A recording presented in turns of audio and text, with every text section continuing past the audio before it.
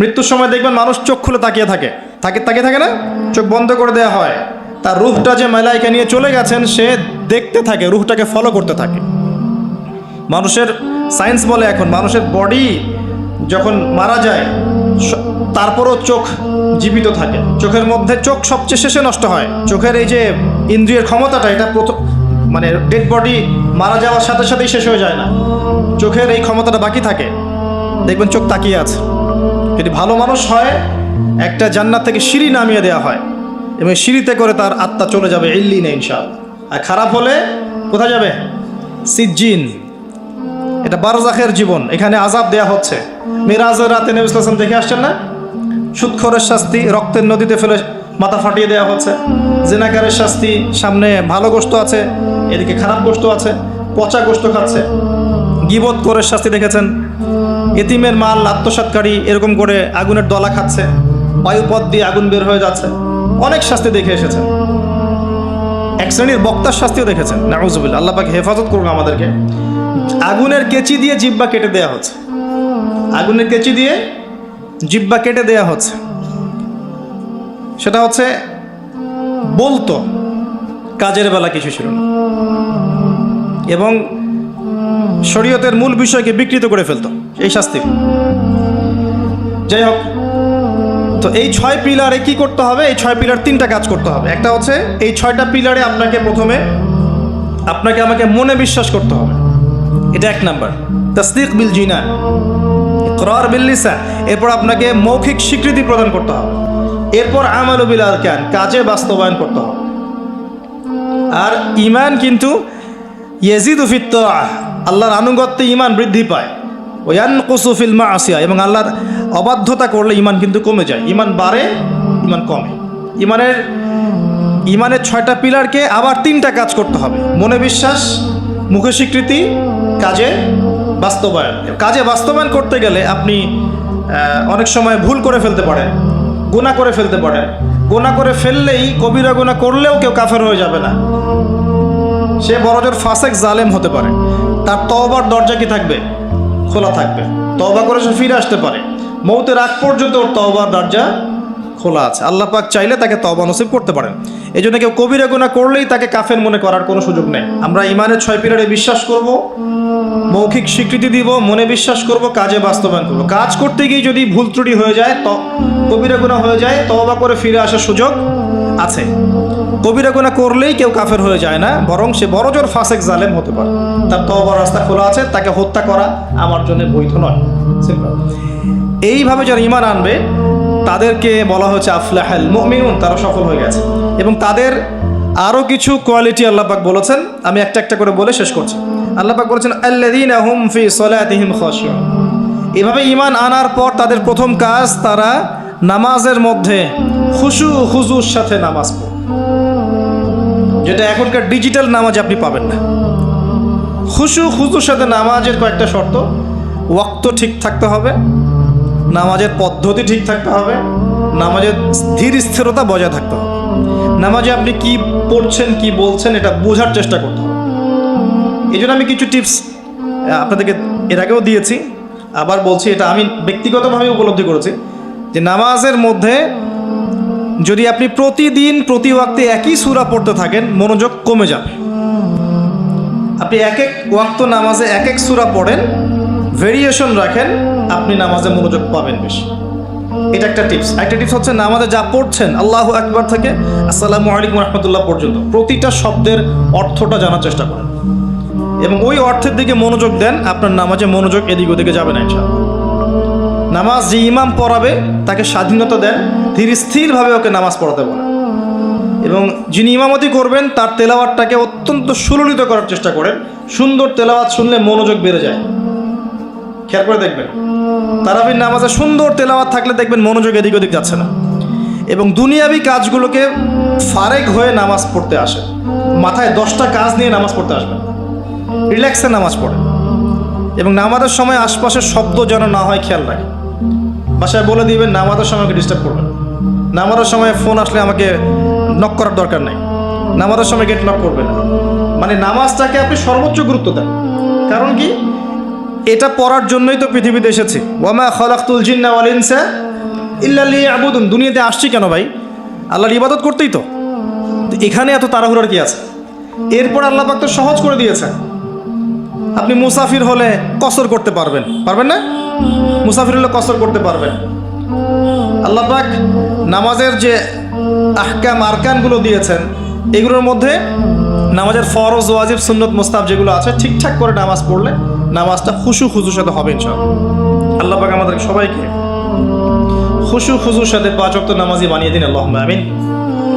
আর মুকিম যারা থাকবেন, চেষ্টা থাকবে জামাত ধরার জন্য। এটা ব্যক্তিগত উপলব্ধি আমার। জামাতে সালাত পড়লে যেরকম মনোযোগ আসে, মনটা তৃপ্তি হয়, বাসায় নামাজ পড়লে সেটা হয় না। এটা হয় না। নামাজ জামাতে যখন যাব, ওযু করলাম, ইবাদত, পায়ে হেঁটে যাচ্ছি, গুনাহ মাফ হচ্ছে, সবার সাথে দেখা সাক্ষাৎ হয়, প্রথম কাতারে দাঁড়ানোর সুযোগ হয়, আপনার ইমামতি করলে মনোযোগ আরও বেশি থাকে, নামাজের পরে বসে জিকির আজগার করার সুযোগ হয়, নামাজের পরে আবার 2-1 হাদিস পড়ার সুযোগ হয়। পুরো কাজটা মিলে কিন্তু দেখবেন মনটা মানে কি বলবো, প্রশান্তিময় হয়ে ওঠে। বাসায় একা একা ঠিকঠাক নামাজ পড়লে এটা হয়ে ওঠে না।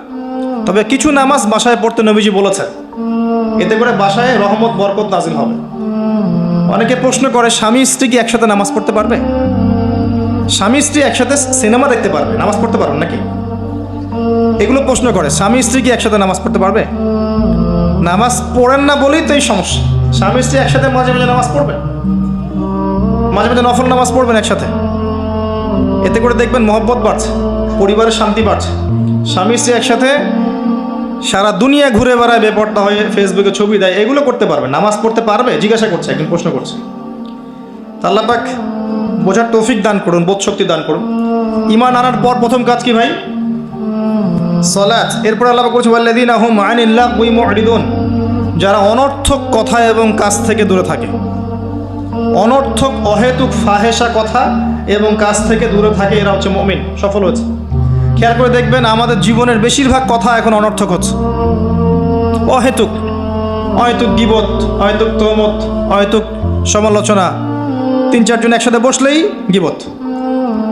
যে ব্যক্তি কিছু বোঝেই না, সে পলিটিক্স নিয়ে কথা বলা শুরু করলো, ইকোনমিক্স নিয়ে কথা বলা শুরু করলো, দেশ নিয়ে, রাষ্ট্র নিয়ে। কত বুদ্ধি তার, মাশাআল্লাহ। অথচ সে এসবের ধারই ধারে, জ্ঞানের কোনো ধারই ধারে না। এই জ্ঞান তার মধ্যে নাই। এমন কেউ নাই যে সব বিষয় নিয়ে কথা বলার চেষ্টা করে না। সবাইকে সব বিষয়ে কথা বলতে হবে না তো। যে যে বিষয়ে দক্ষ সে সেই বিষয়ে কথা বলবে। তো আমরা কিন্তু কথা খুব বেশি বলি, অহেতুক কথাবার্তা, অহেতুক কাজ। দেখবেন অহেতুক কাজে আমাদের যুব সমাজ সময় নষ্ট করছে। ঘুম থেকে ওটা থেকে শুরু করে দেখেন, অহেতুক আড্ডা মারবে, অহেতুক বাইক নিয়ে ঘুরছে মেয়ের পিছনে, অহেতুক বান্ধবীর পিছনে ঘোরা, দেখবেন অহেতুক আড্ডা মারা, কফি শপে বসে থাকা, অনলাইনে সারাদিন অনলাইনে স্ক্রল করতে থাকা, অহেতুক দেখবেন বসে বসে গেমস খেলছে, যে গেমসের কোনো মূল্যই নাই, সময় নষ্ট করছে নিছক মনোরঞ্জনের জন্যে। এরকম প্রচুর কাজ। মেয়েদেরকেও দেখেন সেম কাজ করছে, সারাদিন দেখবেন ওই সাজুগুজু নিয়ে পড়ে আছে, অহেতুক সিরিয়াল দেখছে বসে বসে, ঘন্টার পর ঘন্টা চলে যাচ্ছে, রিমোট নেওয়াই যায় না হাত থেকে। সারাদিনের সব কাজ আগে শেষ করে সন্ধ্যার সময় বসতেই হবে, সন্ধ্যা থেকে রাত 10টা সিরিয়াল, 10টা সিরিয়াল দেখে শেষ করবে। তার বাঘের মুখ থেকে খাবার কেড়ে নিয়ে আসতে পারবেন, কিন্তু আপনার স্ত্রীর হাত থেকে রিমোট নিতে পারবেন না। মানে সবই অহেতুক। খেয়াল করে দেখবেন প্রচুর কাজ আমরা করি, নিছক অহেতুক কথার কাজ। আল্লাহ পাক বলেছেন মুমিনদের সবচেয়ে বড় বৈশিষ্ট্য হচ্ছে তারা অহেতুক কথা এবং কাজ এড়িয়ে চলবে। কথা বললে দিনের কথা বলবে, আল্লাহর কথা বলবে, রাসূলের কথা বলবে। যে কথায় কোনো উপকার আছে এমন কথা বলবে, যে কথায় নিজের বা নিজের পরিবারের, নিজের দেশের, নিজের জাতির, নিজের উম্মার উপকার হয়, দিনের খেদমত হয়, এমন কোনো কথা বলবে বা কাজ করবে। আর যদি কোনো জায়গায় বসে দেখেন অহেতুক কথা কাজ হয়ে গেছে, সেক্ষেত্রে ওঠার আগে অবশ্যই এই দোয়াটা পড়বেন, সুবহানাকা আল্লাহুম্মা বিহামদিকা আশহাদু আল্লা ইলাহা ইল্লা আনতা আস্তাগফিরুকা ওয়া আতুবু ইলাইক। আশা করা যায় ওই বৈঠকে আপনি যে অহেতুক কথাগুলো বলেছেন এটা মাফ হয়ে যাবে ইনশাআল্লাহ। তো আল্লাহ পাক আমাদের সবাইকে অনর্থক কথা এবং কাজ থেকে বেঁচে থাকার তৌফিক এনায়েত করুন, আমিন। এরপর আল্লাহ পাক বলেছেন ওয়াল্লাযীনা হুম লিযাকাতি ফাঈলুন, যারা যাকাত আদায় করে। এখানে যাকাতের 2টা অর্থ।